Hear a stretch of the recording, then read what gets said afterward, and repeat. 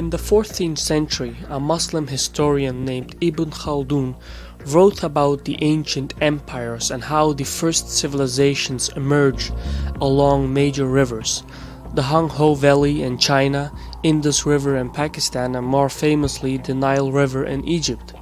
The historian wrote how these rivers allowed easy access to trade and commerce, and from there grew into major cities and then to civilizations. But more interestingly, Ibn Khaldun wrote about the pattern of history. Farmers would build irrigation systems supporting villages and towns. Later on, some warrior would bring these towns under his rule and form a united political entity, like a kingdom or an empire.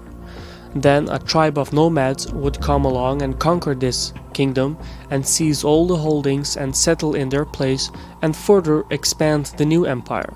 As time went by, the nomads would assimilate and become soft city dwellers, exactly the kind of people they had conquered before. And at this point, another tribe of nomads would come along and conquer them and take their empire. Conquest, consolidation, expansion, degeneration, and conquest. This was the pattern Ibn Khaldun wrote about.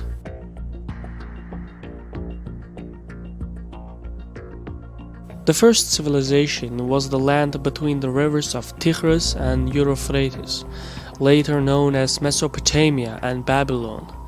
Less known are the Sumerians, who started it all. They united the cities near the river of Euphrates into a single network called Sumer. They invented writing, the wheel, the cart, etc. Later, the Akkadians, a mountainous people to the north, conquered Sumer, and their leader Sargon Akkad became the first conqueror known by name. At the time, this was the largest kingdom, and Sargon famously said, "Now any king who wants to call himself my equal, wherever I went, let him go." He basically said, "Let's see anyone conquer as much as I have." His kingdom was smaller than Serbia. Later, the Akkadians were conquered by another nomadic tribe, and the newcomers were then conquered by others, and so it went on. The Gutians, Hurrians, Amorites, they all conquered, settled, expanded a little, and then assimilated from warrior to city folk. But every conquest left something behind. The Amorites founded the city of Babylon, and from this city emerged the first Babylonian Empire. The Babylonians were pioneers in astronomy and mathematics. Then the Assyrian tribe to the north took it over and founded the Assyrian Empire. Their capital, Nineveh, is considered one of the greatest cities in antiquity. The Assyrians made a number of innovations and improvements. They erected the first library and used paved roads. They even came up with the first kind of imperial administration, in which subject nations and vassals reported to a central authority.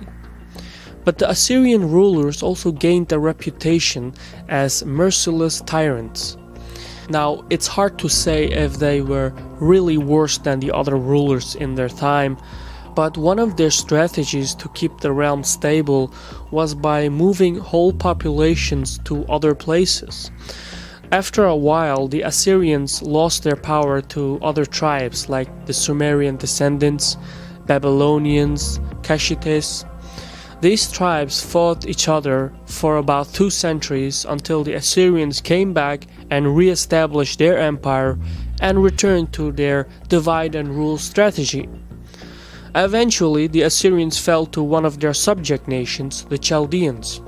They rebuilt the Second Babylonian Empire, and they're well known for their achievements in astronomy, medicine, architecture, and mathematics. In fact, it was the Chaldeans who built the Hanging Gardens of Babylon, one of the ancient 7 world wonders. But the Chaldeans followed the same strategy as the Assyrians had, by uprooting whole populations in order to divide and rule. It was the Chaldean king of Babylonia, Nebuchadnezzar, who first smashed Jerusalem and dragged the Hebrews into captivity. Then came the invasion by the highland people to the east, the Persians and the Medes. the Babylonians were defeated and their infrastructure and political system was used to found the Persian Empire. The Persian Emperor Cyrus the Great had conquered the known world. His realm extended from the Nile to the Indus River. But the Persians are best known for their political reforms. They followed the opposite strategy of the Assyrians. They set the Hebrews free from captivity and resettled populations to their native lands. The Persians pursued a policy of multiculturalism. People were allowed to live however they saw fit and worship whatever gods they wanted, as long as they paid their taxes to the central authority. They issued a common currency and built a vast network of roads throughout the empire. The Persian libraries were so large that there is in fact more information about this period 3000 years ago than there is in Europe 1200 years ago.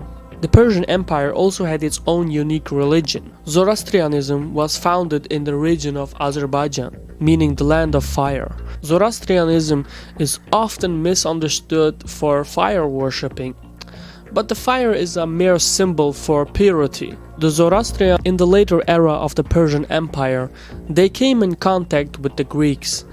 The Greeks supported revolts in the Persian Empire, and this provoked the Persian Emperor Darius to punish the Greeks. Darius formed one of the largest armies ever, but the size was more a liability than an advantage. There was no real effective way to direct so many men at such a distance. In the end, it was the Greeks who taught the Persians a lesson, but the lesson was quickly forgotten. Darius, his son, Xerxes, decided to avenge his father by going after the Greeks again. This is the war that involved the famous 300 Spartans. Darius repeated his father's mistake and lost the war.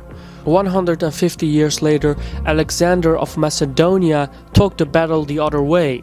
He crippled the Persian army and quickly conquered all of Persia and thereby effectively conquered the known world. Alexander left a controversial mark.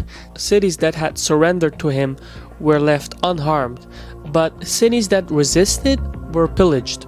When he had conquered the Persian capital and the palace, he burned it to the ground. Now this was one of the most prestigious buildings in the world. But on the other hand, he built the lighthouse of Alexandria, one of the ancient 7 world wonders.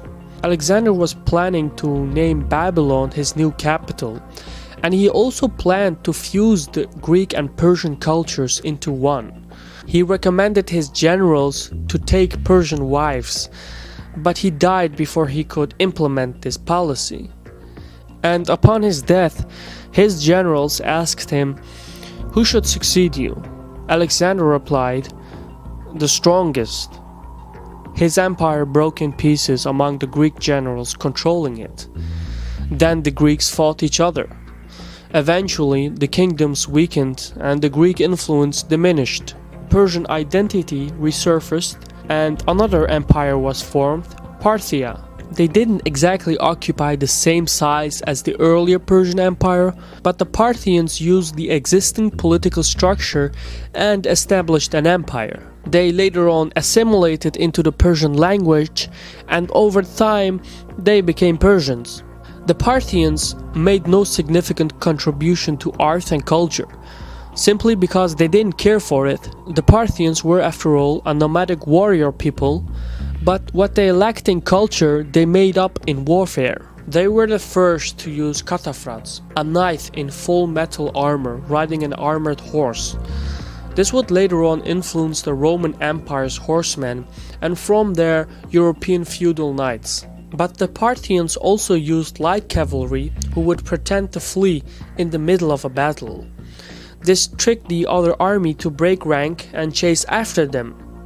Then the Parthian horsemen would suddenly turn wheel around and fire into their disorganized opponents. This would later be called the Parthian shot. They used these tactics and battled the Roman Empire to a standstill. When Christianity started to spread, the Parthians didn't care, because they favored Zoroastrianism. In the 3rd century, a provincial rebel overthrew the last of the Parthians and founded the Sassanid dynasty. and they too quickly expanded and occupied the same territory as the Parthians had. The Sassanids reformed the empire and erased the last traces of Greek influence. They built enormous monuments, buildings, and cities. Zoroastrianism became the official religion. In the same era, the Roman Empire was falling apart. The Roman emperor split the empire in two for administrative purposes, but all the wealth was in the east. And when the Germanic tribes moved into the western parts of the empire, the government shrank, law and order broke down, trade decayed, and eventually the western part of the Roman Empire collapsed, and Europe entered the Dark Ages. But the eastern part of the Roman Empire still lived on. However, the identity between Roman and Greek was so vague that historians gave it a new name, the Byzantine Empire. The Byzantinians kept the Roman culture, but didn't approve on it. For example, most people can name Roman and Greek poets and philosophists like Plato, Aristotle, Julius Caesar, Augustus, etc. But few people can name two Byzantinian poets. This empire lasted more than 1,000 years, but few people can name 5 events that took place in the empire. Still, Byzantine was a superpower back then, the other being the Persian Empire. They fought each other in multiple wars, which generally ended in a stalemate. But both these empires neglected the developments to their southern neighbors, the Arabian Peninsula, which was about to awaken. This was a Caspian report by me, Shirvan. Thank you for watching. Ciao.